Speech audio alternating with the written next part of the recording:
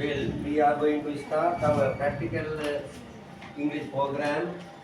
Today lesson is the tell කියනවා, say කියනවා. Two verbs, same meaning, but we want to keep the different way. Different way. ඒ කියන්නේ මාර්ග දෙකකින් තියෙනවා. මෙම ක්‍රියාපද දෙක ඇත්තටම සමරූපී ක්‍රියාපද. tell කියන්නේ කියනවා, say කියන්නේ කියනවා.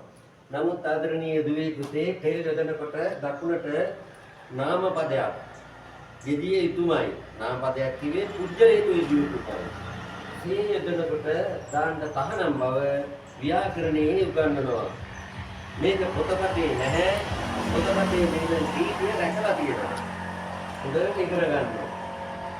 Example, the mother tell me, අම්මි මට කියනවා, the president says, ජනාධිපතිතුමා පවසනවා.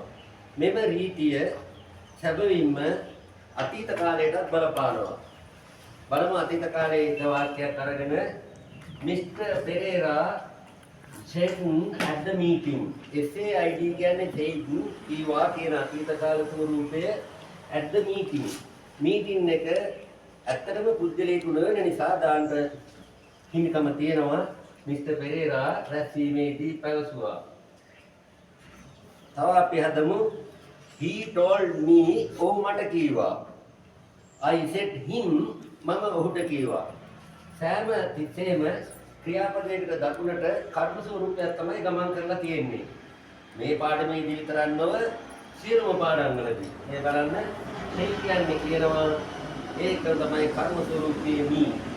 I ගේ කර්ම ස්වරූපයේ me. she ගේ කර්ම ස්වරූපය her. he ගේ කර්ම ස්වරූපය him. ඔයාදී වශයෙන් තමයි වාක්‍ය build up කරන්නේ. Thank you so much. See you next lesson. Bye.